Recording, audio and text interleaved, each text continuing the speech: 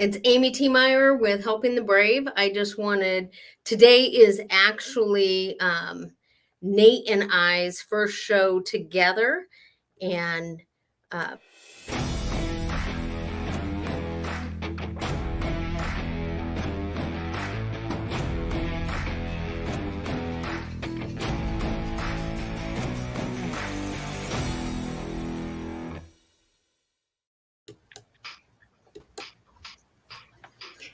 So my name is Amy T. Meyer again, and I'm one of the hosts for Helping the Brave. I'm here with Nate, who is an Air Force veteran, and we have the pleasure of bringing Isabella Colvin, who is one of the founders of Heroes Challenge, and she's also a local chapter president for AUSA.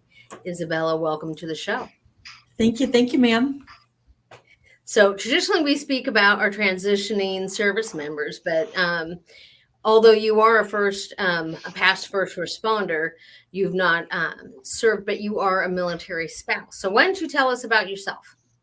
So, like you said, I'm Isabella Colvin. My husband spent 25 years in the Army and retired out here at Joint Base Lewis-McChord, his home state of Washington. And during retirement conversation, we started to talk about what transitioning looked like. And it led us into the nonprofit field, is how I landed where we are now. So what is a Heroes Challenge? Tell us about that. So it takes us back to duty station at Fort Lee, Virginia. It's a conversation that was started when we started to see a lot of post-traumatic stress.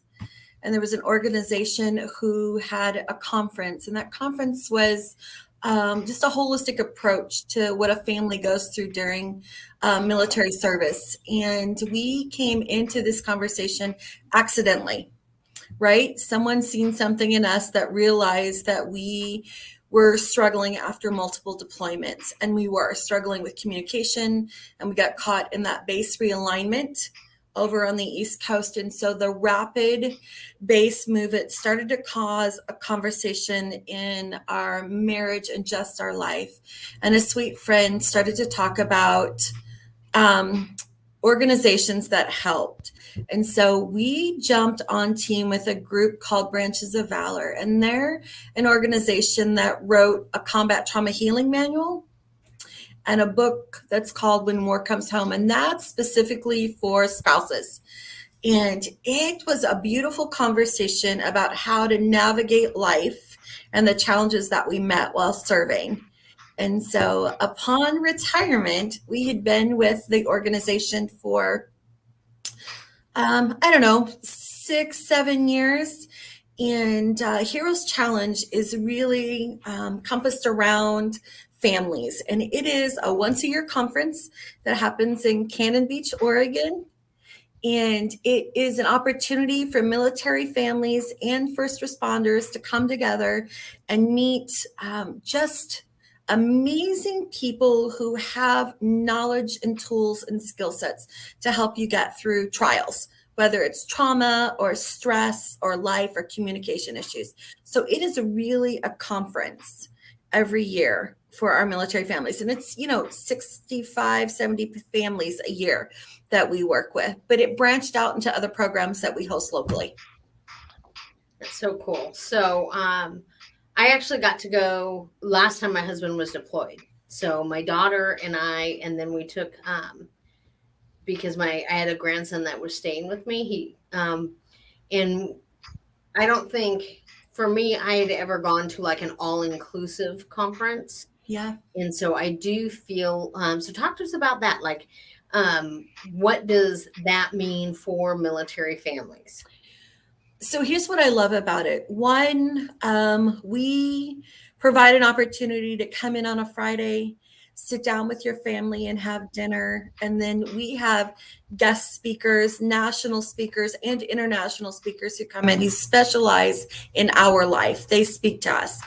And so it's childcare, right? We have watch care with programming from kindergarten through 18. And then we have nursery type opportunities for the youngers. And so a family can come together, have dinner, the parents get to go into classes or seminars and engaged. The kids are taken care of, and it's from Friday night to Sunday afternoon. And so it really is all inclusive. Watch care, dinner, and your hotel or conference room. Isabel, give like an example of some of the sessions that the parents could go through and like what those meetings look like. Yeah, great question. You know what we started to find is everybody wanted to talk about post-traumatic stress, right? We're just going to tell you what post-traumatic stress is, and you walk away from that conversation. And we're like, well, you start to know what that is. And so we have speakers that come in and they talk about communication skills, healthy boundaries, physical fitness for a wounded warrior, parenting skills. We have classes specifically for spouses, just to support conversation, especially when you live in what is a high stress environment sometimes that comes along with post-traumatic stress, how you can engage or not engage and still be in love with your husband. That's one of the most popular classes. But my husband is, or he was a resiliency trainer for the Army. So he uses a lot of the MRT conversation, which is a thoughtful conversation about self-control. And that is our for the men, the most popular class is being able to engage your mind and your mouth at the same time and not wound the people that you live with. Can I say that kindly? We don't do that. But you can. And so what I love about the conference specifically is it's a generational conversation. Parents are learning how to be good couple, but be good parents. And the children get a weekend of watching their mom and dad kind of decompress in an environment that's right there at the ocean. And so the setting is extremely important, but the content is usually provided by organizations that we can plug our family into afterwards. So it's not you just go away for a weekend and have a great vacation and you walk back into normal life. You get to go away and have a great weekend with good content. And on Monday, you get an email specifically to engage you in the organizations that partnered at the conference. And so we started a peer mentoring conversation is really what we did on purpose, but a little bit on accident. Very good. I'm going to talk back to my experiences. My daughter was 16 or 17 when she went through with me. And I was really surprised at the content for her. Like, she was very engaged, and she is not always an easy engagement. I don't know how to say that. But I was really impressed with the content for me, but then also the content and the amount of satisfaction she had. And even my grandson being in the nursery part. Yeah. Like, he wasn't, he was totally taken care of. And I think people forget in the military mindset and even in the first responder mindset, childcare, to be able to take your family and it be a part of a thing is amazing. Thank you. I love that, Amy, because there's some things that you start to see in families who are high stress, right? And so I think about your sweet daughter. They're educated in things, whether we want them to be or not. They're educated in anger. They're educated in stress. And they can identify things in families that we think they're clueless about. And so what I loved about Sage specifically is she's so smart, and her engaging was a graceful conversation about, I need skills, right? So we have teenagers who participate in these conversations. They need skills to be able to interact with their family during high stress environment. But it's a weekend where everybody's having the same conversation. And so we have a speaker on Friday night that kind of breaks open a conversation about engage as much as you want. Walk out when you need to. This is really for you. This is really just tools and skills, but it's for your whole family. And so on Saturday, when we go into, the workshops, the first section of workshops all cover the same topics, whether it be for men, women, or family, or for the kids. They cover the same content about basic structure of living with military stress and transition. The second part of the sessions all cover the how do you deal with it and what tools are you going to take home. And so sometimes conferences scatter you and you're having 15 different conversations and there's no unity.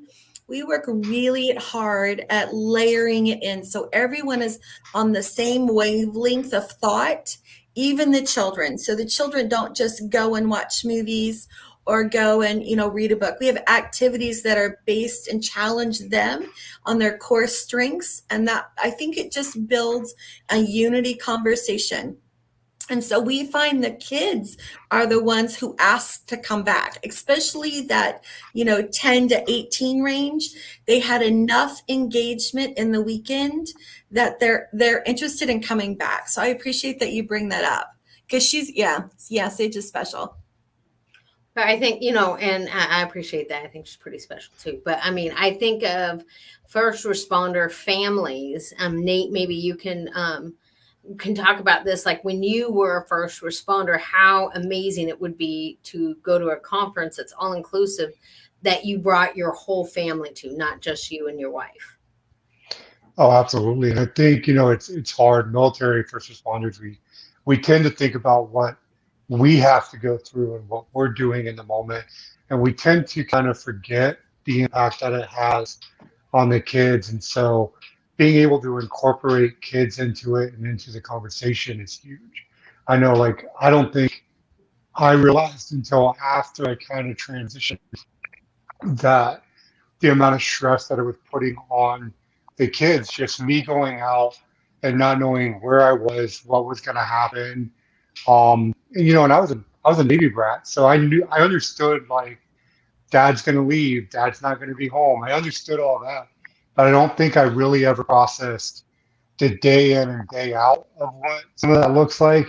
And especially when I was firefighting, you're reading, you know, it's more live now. There's more, you've got Facebook Live, you've got, Instagram, you've got all these things that allow people to see what is happening in the moment, which is great, unless your kid is sitting at home thinking about what is happening in that moment and what is my dad doing, what is my mom doing, what's going on. And I think it's awesome that you can incorporate those kids and allow them to kind of start dealing with that versus a situation like me where I was an adult when I really started processing a lot of the stress of just being a military brat, and I didn't even have the first responder side of things. So I think that's awesome that you guys are doing that young. Gosh, thank you.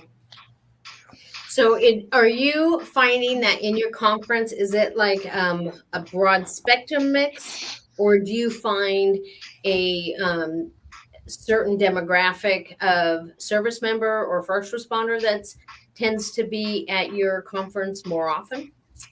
So what I love about the conversation is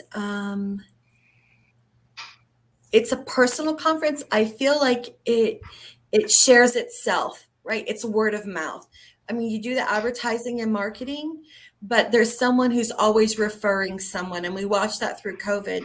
And so our demographic is really people who are actively seeking a conversation. And I think that is what makes the conference what I would consider successful in approaching conversations. It's that personal invitation. I know someone, you know someone, and introducing them in. We only have 65 to 70 slots. And so we see a wide range. We had a gentleman who was World War II. He's become one of our mentors, and you'll see him, in the lobby the last year before COVID. But it's everyone from 80, 88 years old down to 19 years old. And it's really a kind conversation about who's wanting to invest in themselves. Very good. I think so like you said it's from Friday to Sunday. Is it like up at 6 in the morning till 10 o'clock at night? Give us a little bit of an itinerary. Well, what I love is Friday night. You come in and you start with dinner. It's not one of the conference where you throw everything in a room and you jump into a conference or a speaker. You come in and you settle in and you have dinner with your family, and we try and keep it really family style. And then your kids go into programs and you get to come in and sit and just spend about 45 minutes engaging in the weekend. It's the basic introduction of the weekend, and then breakfast. I'm not a 4 a.m. girl or a 6 a.m. girl, but you come in as you choose for breakfast. Sessions don't start until 9:30, and so you kind of have flow. You have some control of your weekend, and the dining room is open. And what I love is the kitchen there at Canna Beach Conference Center, where we're at, is housed by culinary students. So you get a good breakfast, and then you can jump into sessions, and that's a flow that you choose. You pick and choose where you go. You pick and choose your topics, and you pick and choose the times that you want to engage. And so it's lunch, Saturday afternoon. Lunch is really a grab and go. You can eat on campus. That's totally fine. Or we're in walking distance of everything in downtown. So you can skip lunch and take your family out to lunch. You can take the to-go lunch to the shore and eat it right there. And then at about 6 o'clock, we kind of hurdle everybody back in for dinner. And then it's just an evening time for the adults in the last session. Sunday morning, we kind of sometimes see people tip out early if they've got a ways to travel. And we do have people that fly in for this conference, which is really cool. And then we feed you lunch after the final closeout session, which is just a basic conversation of who you are, and where you want to go in the future. And I always love the future conversation because it shows them you came in with something, you kind of left it here, you unpacked it a little bit, and in the future, you're going to do it differently, and we're going to give you tools to do that. That's that last morning session. We connect you to all the speakers, trainers, teachers. We feed you lunch, and then out you go, and you can spend the rest of the afternoon traveling home or in the community. So it's not like it's a heavy itinerary and you have selections all weekend. It's really your choice. And that's a little different than some other conferences I've been to. Certainly. So, Yes. Nate, do you have a question? Yeah, I've got kind of a weird question. It's more for my own thought process and understanding. When you guys initiate these conversations or when people, sign up for this, is it more the service member that's doing it or the spouse, or same thing with the first responder? Are they the one reaching out for help, or is it normally a family member that goes, I think we could do this? Or do you know that information? Listen, I love your sweet smile. So there's a couple of things. Because it's word of mouth, it's usually a spouse who talks about what's going on in the home. Not my husband. It's usually a spouse who starts to have this conversation about needing something, a companion, help, guidance. And so when they reach out, we start this point of contact, right? And so we have several points of contact before we come to the conference. But I think 85 to 90% of the time, it's the spouse who's looking. And I think that's amazing because that means they're investing, is what I like about that conversation. And so as you start to get closer to conference dates, we've sent you the schedule, we've sent you the itinerary, the speakers, the classes. And so if you have an unwilling spouse or a spouse who feels like there's no way I'm going to engage in anything emotional, we can kind of pare that conversation down and let them see how we're not attacking you. It's totally open to you to choose how you want to engage. And we have had a couple, only 3 that I know of, who didn't engage in any workshops. But by the time he had spent the weekend with his family, having dinner at the shore, as we were walking out, he said, I would do this next year, and this is the class I think I would like to take. And I went, that's it. I'm signing you up. Stop at the front desk. And so it is. It's the spouses and it's the connection before that gets people in the seats. I also think, the speakers that you have are really neat. Like there was a Marine Corps speaker the year that I went he was so funny. He was like, I don't know if you consider yourself a veteran if you're not a Marine. And I'm like, what? Yeah. And so, but he was super funny and he just off the cuff.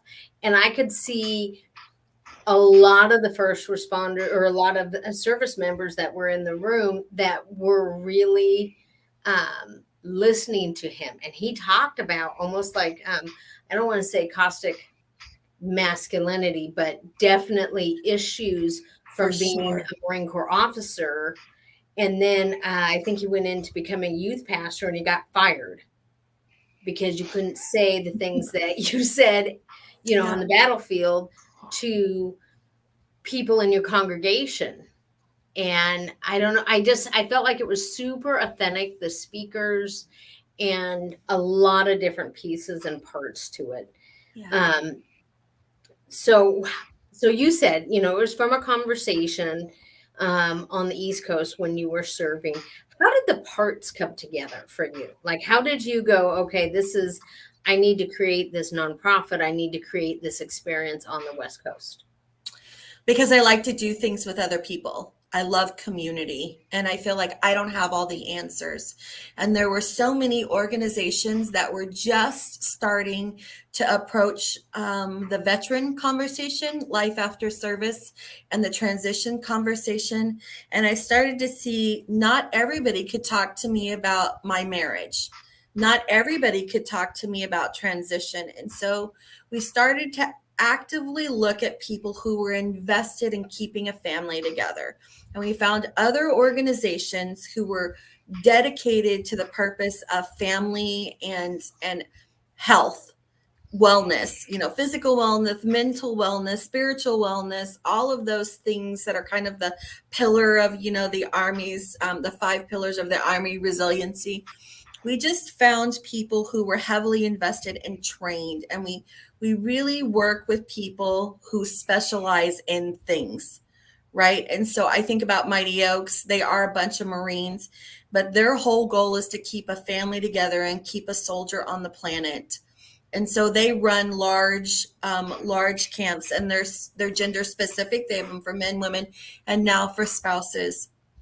And so for me, it was just not having all the answers and not knowing what questions to ask, but being willing to ask. And that's what I did. I just started asking, who's the best at this? Who's had this experience? And we just put together a network, a nationwide network of people. Very cool. Nate? Yeah, I mean, she's answered a lot of my questions. I'm really, kind of interested in finding out a little bit more personally, just, because my kids have gone through a lot, obviously, with different things. And so, let's talk about that. So if a family is interested in starting conversations, what is their first step? How do we get in touch with you, and how do we, move forward? That's, this podcast is a great way to move forward. And I know Amy will share my contact information. And the one thing that we don't do is we don't pass you off. You'll talk to me or my husband, and we'll have a conversation about where your family's at. And then, what's the viability of you being able to come out to Oregon?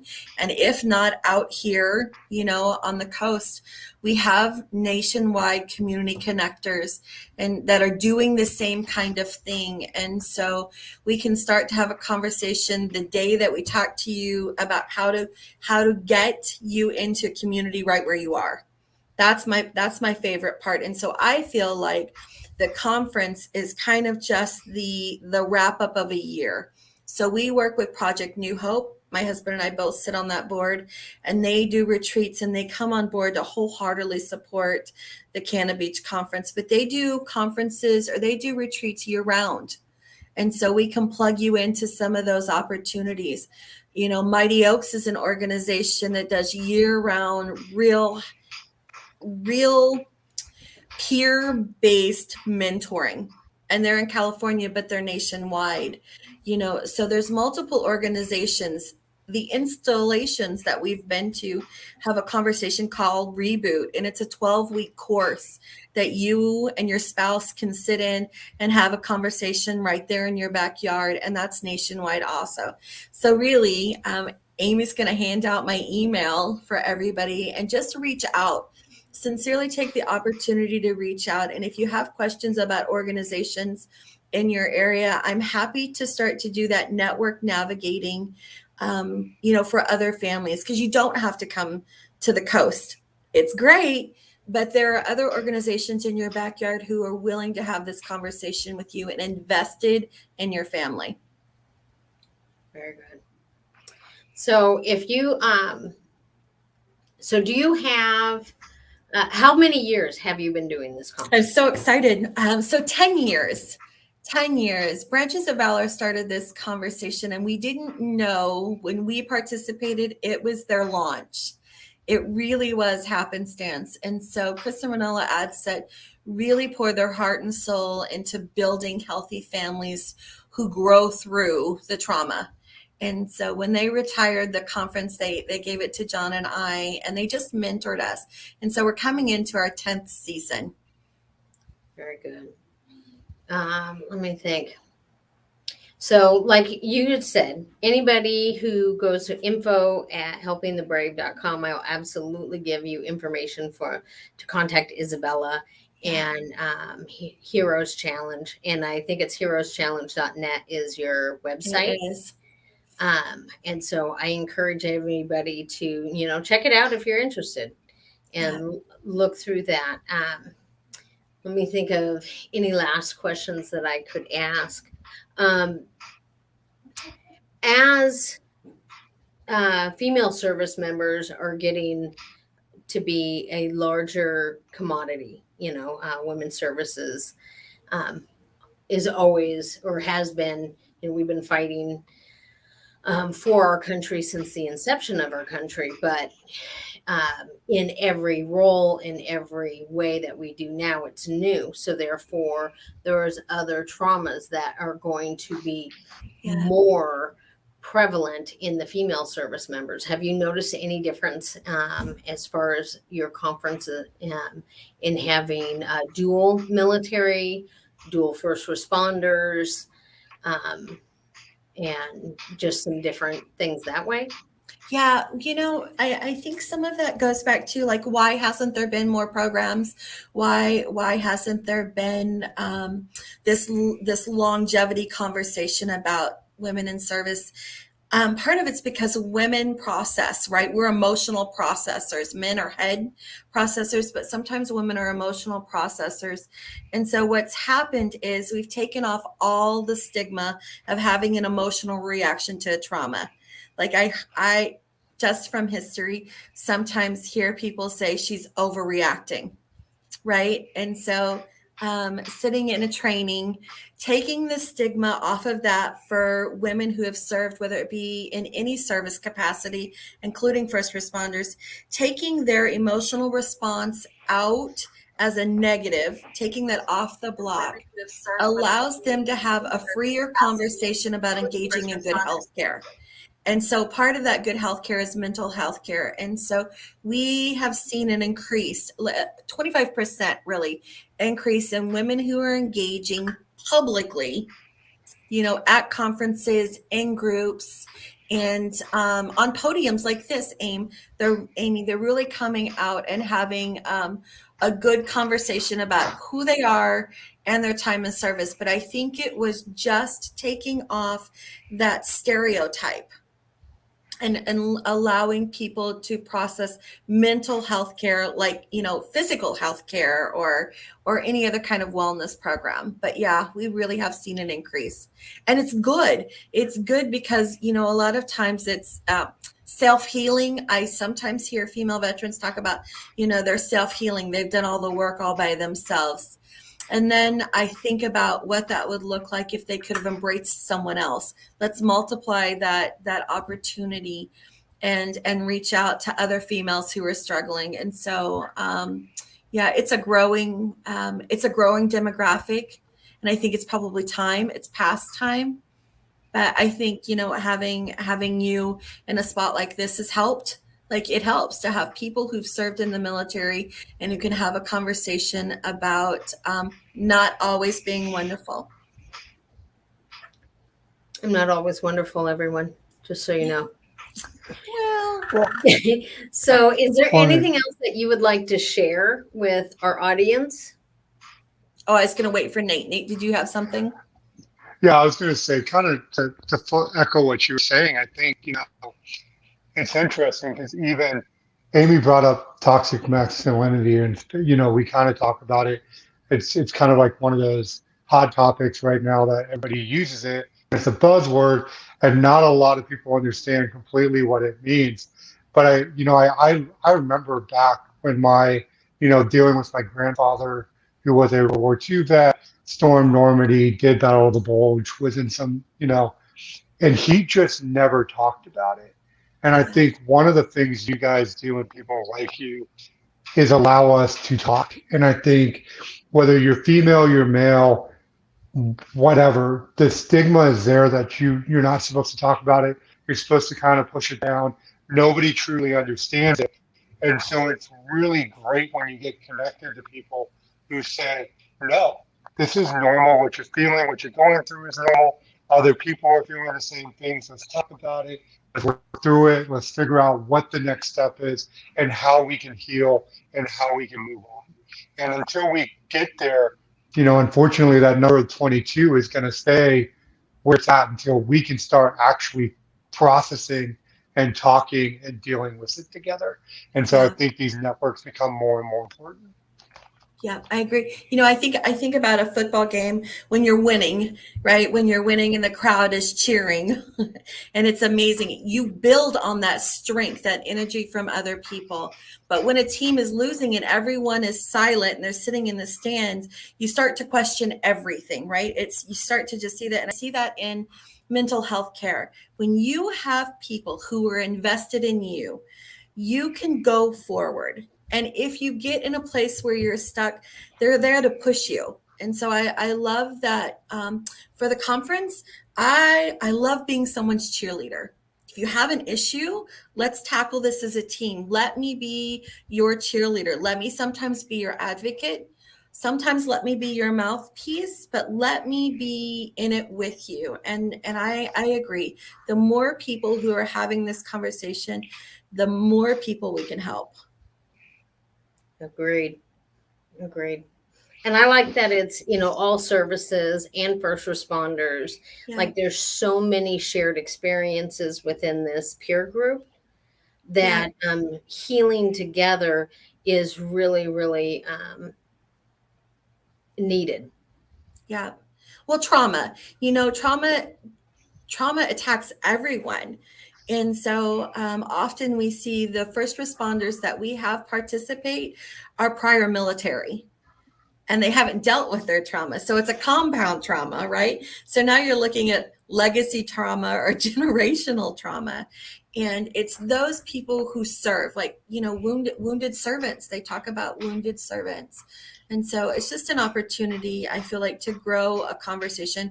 And what I've loved through the years is watching couples meet at conference and continue those relationships on throughout the year, and that mentoring conversation. So it's just grown. It's grown as a conference. It's become a family, and it's open to everyone. Hey, that was clever. That was Write that down. right, for sure. It's a good thing it's recorded. Yeah, he would be proud, wouldn't he? Yeah. Yes. All right. Well, so I will, I'm going to wrap us up. I want to say, if you're watching us on YouTube, please like and hit subscribe. Thank you, everybody, for joining us today. And Matt Denny for, his comment. Great conversation. And I look forward to all the good things that you do, Isabella. You are an incredible resource and just an amazing friend. So thank you so much for you spending your time with us. Thank you, Nate, also for figuring out StreamYard with me. As we miss Ed Parco doing amazing things and growing also as a professional and an individual. And so we are going to miss our Thursday, but we will be back in a week. And so thank you, everybody. And hold on, Isabella, once I get my mouse back to the right screen.